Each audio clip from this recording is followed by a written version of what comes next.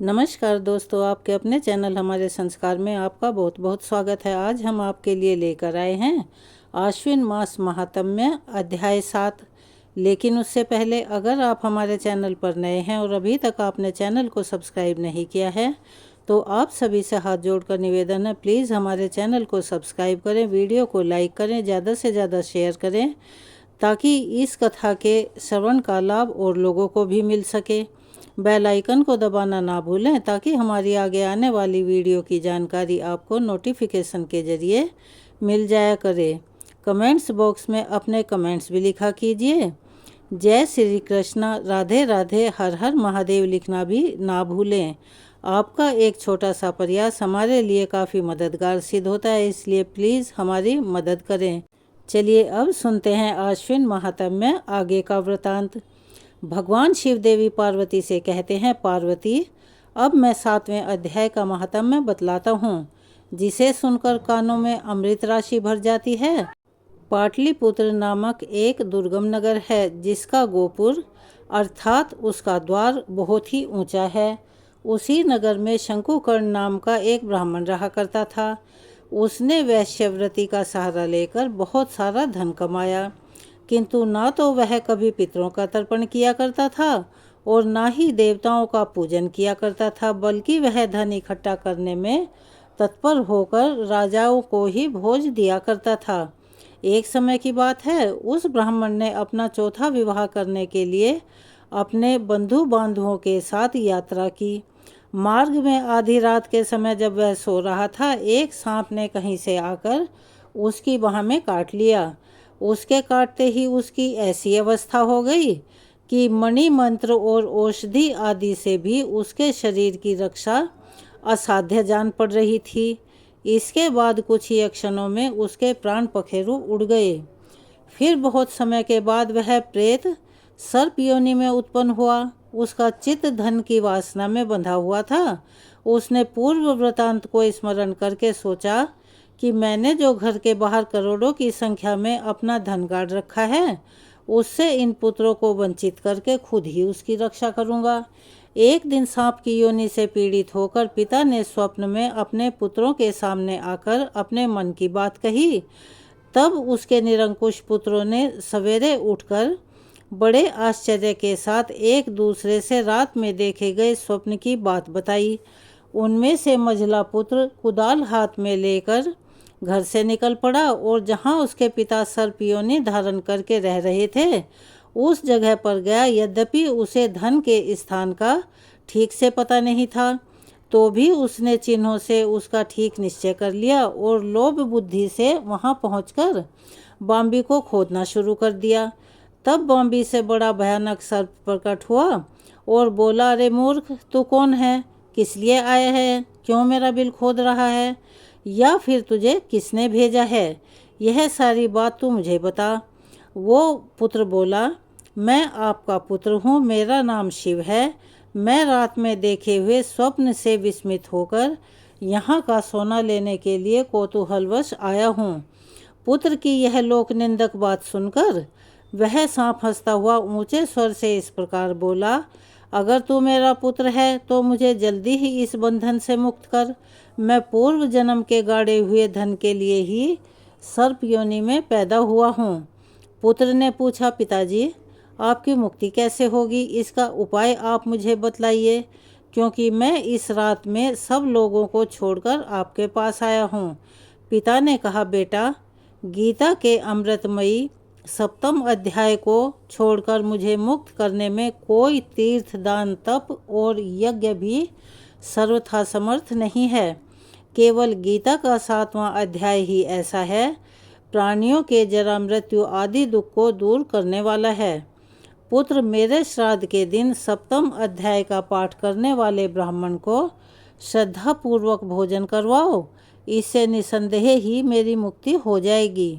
वत्स, अपनी शक्ति के अनुसार पूर्ण श्रद्धा के साथ वेद विद्या में प्रवीण अन्य ब्राह्मणों को भी भोजन करवाना। सर्प योनि में पड़े हुए अपने पिता के यह वचन सुनकर सभी पुत्रों ने उसकी आज्ञा के अनुसार और उससे भी अधिक किया। तब शंकुकर्ण ने अपने सर्प शरीर को त्याग कर दिव्य देह धारण की और सारा धन पुत्रों के अधीन कर दिया। पिता ने करोड़ों की संख्या में जो धन बांट कर दिया था, उससे वे सदाचारी पुत्र बहुत प्रसन्न हुए। उनकी बुद्धि धर्म में लगी हुई थी, इसीलिए उन्होंने बावड़ी, कुआं, पोखर, यज्ञ तथा देव मंदिर के लिए उस धन का उपयोग किया और गौशाला भी बनवाई। इसके बाद 7वें अध्याय का सदा जप करते हुए सेठ के सभी बेटों ने मोक्ष प्राप्त किया। भगवान शिव आगे कहते हैं, पार्वती, यह आपको 7वें अध्याय का महात्म्य में बताया गया है, जिसके सुनने मात्र से मनुष्य सब पापों से मुक्त हो जाता है। भगवान शिव कहते हैं, देवी, अब 8वें अध्याय का महात्म्य सुनो। उसके सुनने से तुम्हें बड़ी प्रसन्नता होगी। लक्ष्मी जी के पूछने पर भगवान विष्णु ने उन्हें इस प्रकार 8वें अध्याय का महात्म्य बतलाया। दक्षिण में अमरदकपुर नाम का एक प्रसिद्ध नगर था। वहाँ भाव शर्मा नामक एक ब्राह्मण रहता था, जिसने एक वेश्या को अपनी पत्नी बनाकर रखा था। वो मांस खाता, मदिरा पीता, साधुओं का धन चुराता, पराई स्त्रियों से व्यभिचार करता और शिकार खेलने में दिलचस्पी रखता था। वह बड़े भयानक स्वभाव का था और मन में बड़े बड़े हौसले रखता था। एक दिन मदिरा पीने वालों का समाज जुटा हुआ था, अर्थात वहाँ पर बहुत से लोग इकट्ठा थे। उसमें भाव शर्मा ने भरपेट ताड़ी पी, खूब गले तक उसे चढ़ाया। इसीलिए अजीर्ण से अत्यंत पीड़ित होकर वह पापी आत्मा कालवश मर गया और वह बहुत बड़ा ताड़ का वृक्ष हुआ। उसकी घनी और ठंडी छाया का सहारा लेकर ब्रह्म राक्षस भाव को प्राप्त हुए। कोई पति पत्नी वहाँ रहा करते थे। उनके पूर्व जन्म की घटना इस प्रकार है। एक कुशी बल नामक ब्राह्मण था, जो वेद वेदांग के तत्वों का ज्ञाता, संपूर्ण शास्त्रों के अर्थ का विशेषज्ञ और सदाचारी था। उसकी पत्नी का नाम कुमति था। वह बड़े खोटे विचार की थी, अपने नाम के अनुसार ही आचार व्यवहार किया करती थी। लेकिन वह ब्राह्मण विद्वान होने पर भी अत्यंत लोभी प्रवृत्ति का था। अपनी पत्नी के साथ प्रतिदिन भैंस, गाय, कालपुरुष और घोड़े आदि के बड़े दानों को ग्रहण किया करता था, किंतु दूसरे ब्राह्मणों को दान में मिली हुई एक कौड़ी भी नहीं देता था। वही दोनों पति पत्नी कालवश मृत्यु को प्राप्त होकर ब्रह्म राक्षस हुए। वे भूख और प्यास से पीड़ित होकर इस धरती पर विचरते हुए उसी ताड़ वृक्ष के पास आए और उसके मूल भाग में विश्राम करने लगे। उसके बाद पत्नी ने पति से पूछा, नाथ, हम लोगों का यह महान दुख कैसे दूर होगा और इस ब्रह्म राक्षस योनि से हमें किस प्रकार मुक्ति मिलेगी? तब उस ब्राह्मण ने कहा, ब्रह्म विद्या के उपदेश, अध्यात्म तत्व के विचार और कर्म विधि के ज्ञान के बिना किसी प्रकार संकट से छुटकारा मिल सकता है। यह सुनकर पत्नी ने पूछा कि तद ब्रह्म किम अध्यात्म किम कर्म पुरुषोत्तम, अर्थात पुरुषोत्तम वह ब्रह्म क्या है, अध्यात्म क्या है और कर्म कौन सा है? उसकी पत्नी के ऐसा कहते ही जो आश्चर्य की घटना वहाँ घटित हुई, अब उसके बारे में सुनो। ऊपर जो हमने वाक्य कहा, वह वाक्य गीता के 8वें अध्याय का आधा श्लोक था। उसके श्रवण से वह वृक्ष उस समय ताड़ के रूप को त्याग कर भाव शर्मा नामक ब्राह्मण हो गया। तत्काल ज्ञान होने से विशुद्ध चित्त होकर वह पाप के चोले से मुक्त हो गया और उस आधे श्लोक के ही महात्म से वे पति पत्नी भी मुक्त हो गए। उनके मुख से दैव योग से अनायास ही 8वें अध्याय का आधा श्लोक निकल पड़ा था। इसके बाद आकाश से एक दिव्य विमान आया और वे दोनों पति पत्नी उस विमान पर बैठकर स्वर्गलोक को चले गए। वहाँ का यह सारा वृतांत अत्यंत आश्चर्यजनक था। उसके बाद उस बुद्धिमान ब्राह्मण भाव शर्मा ने आदर पूर्वक उस आधे श्लोक को लिखा और देव जनार्दन की आराधना करने की इच्छा से वह मुक्तिदायिनी काशीपुरी में चला गया। वहाँ उस उदार बुद्धि वाले ब्राह्मण ने भारी तपस्या आरंभ कर दी। उसी समय क्षीर सागर की कन्या भगवती लक्ष्मी ने हाथ जोड़कर देवताओं के भी देवता जगतपति जनार्दन से पूछा, नाथ, आप सहसा नींद त्याग कर क्यों खड़े हो गए? तब श्री भगवान बोले, देवी, काशीपुरी में भागीरथी के तट पर बुद्धिमान भाव शर्मा मेरे भक्ति रस से परिपूर्ण होकर अत्यंत कठोर तपस्या कर रहा है। वह अपनी इंद्रियों को वश में करके गीता के 8वें अध्याय के आधे श्लोक का जप करता है। मैं उसकी तपस्या से बहुत संतुष्ट हूँ। बहुत देर से उसकी तपस्या के अनुरूप फल का विचार कर रहा हूँ। प्रिय, इस समय वह फल देने को मैं उत्कंठित हूँ। तब माता पार्वती ने भगवान शिव से पूछा, भगवान श्री हरि सदा प्रसन्न होने पर भी जिसके लिए चिंतित हो उठे थे, उस भगवत भक्त भाव शर्मा ने कौन सा फल प्राप्त किया? तब श्री भगवान बोले, देवी, द्विज श्रेष्ठ भाव शर्मा प्रसन्न हुए भगवान विष्णु के प्रसाद को पाकर अत्यंत सुख भोग कर अर्थात मोक्ष को प्राप्त हुआ, और उसके अन्य वंशज भी जो नरक यातना में पड़े थे उसी के शुभ कर्मों से भगवत धाम को प्राप्त हुए। पार्वती, यह 8वें अध्याय का महात्म मैंने सारांश में तुम्हें बताया है। इस पर सदा विचार करते रहना चाहिए। चलिए अब सुनिए आश्विन महीने में एक सुनी जाने वाली बहुत ही रोचक कथा। एक और कहानी। किसी नगर में एक छोटा लेकिन खुशहाल परिवार रहता था।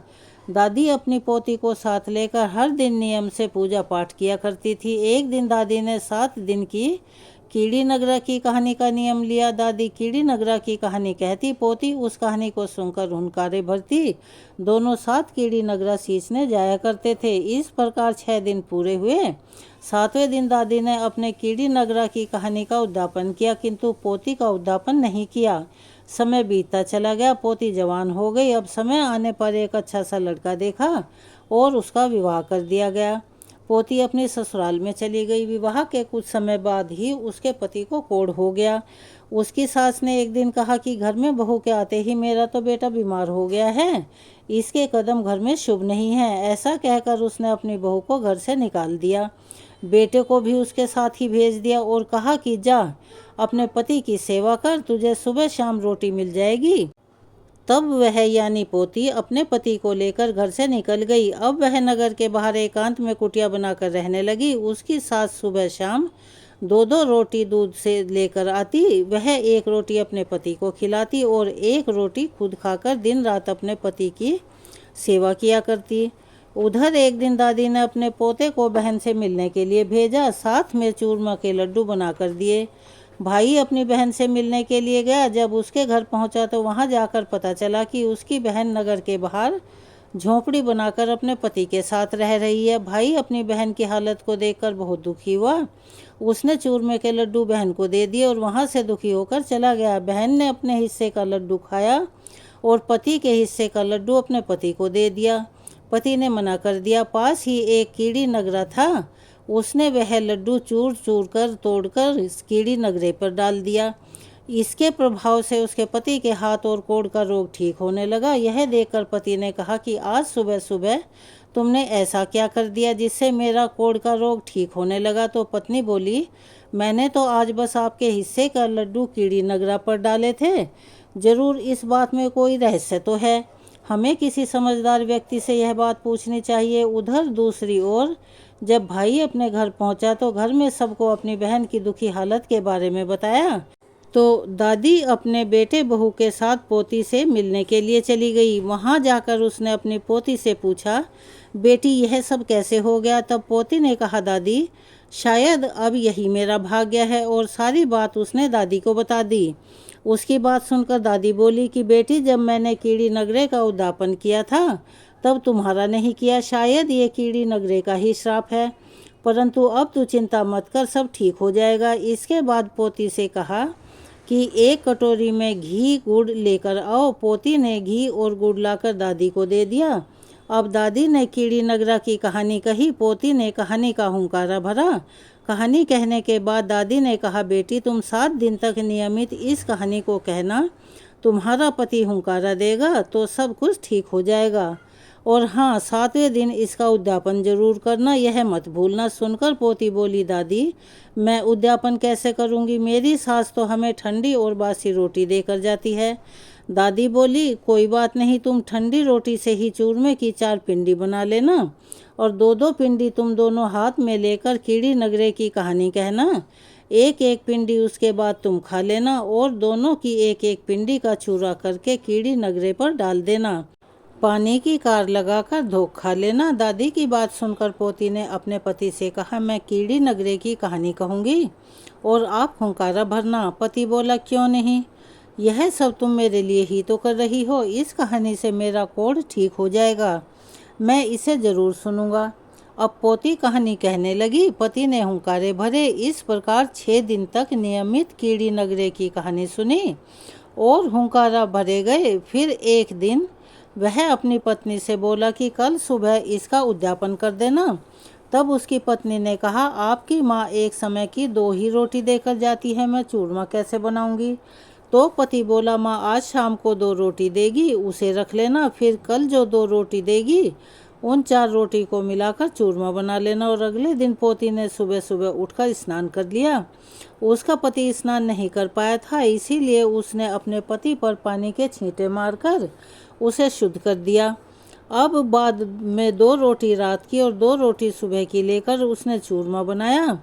फिर पति को कीड़ी नगरे के पास बिठा दिया। उसने कहानी कही, कोढ़ी पति ने हुंकारा दिया। इसके बाद दोनों ने एक एक लड्डू तोड़कर कीड़ी नगरे पर डाल दिया और पानी की कार लगा दी। फिर धोख देकर बोले, हमारा कोढ़ झाड़ देना, कोई भूल हो गई हो तो क्षमा कर देना।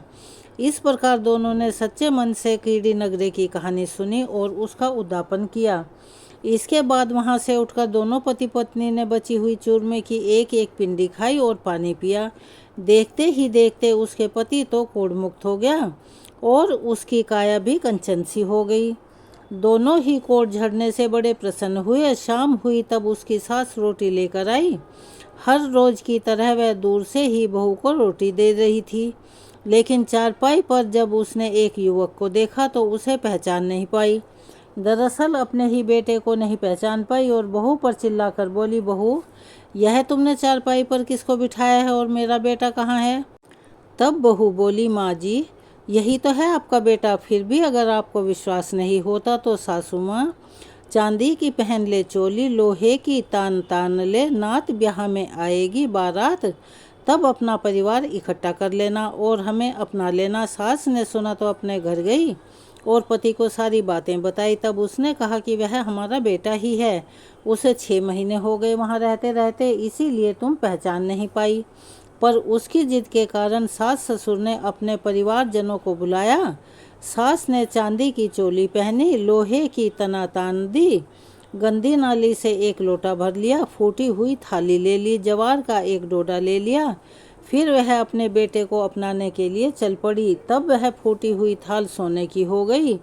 लोटे में जो गंदा पानी था वह शुद्ध हो गया। उसने जो जवार का डोडा लिया था उसके मोतियों के दाने हो गए। फिर जब सास अपने बेटे के पास पहुंची तो सास की छाती का दूध बेटे की मूछ पर और बहू के घूंघट पर गिरा। उसके बाद वह अपने बेटे बहू को गाजे बाजे के साथ धूमधाम से अपने घर ले आई। बेटे बहू को चौकी पर बिठाया। फिर सास ने बहू से पूछा कि बहू तुमने ऐसा कौन सा उपाय किया जिससे मेरा बेटा बिल्कुल ठीक हो गया।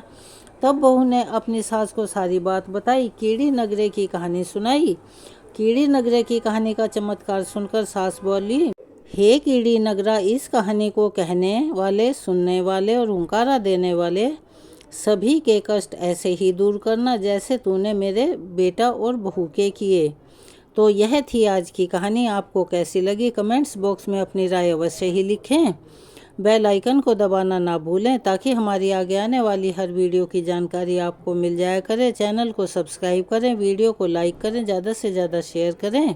कमेंट्स बॉक्स में जय श्री कृष्णा, राधे राधे, हर हर महादेव लिखना ना भूलें। धन्यवाद।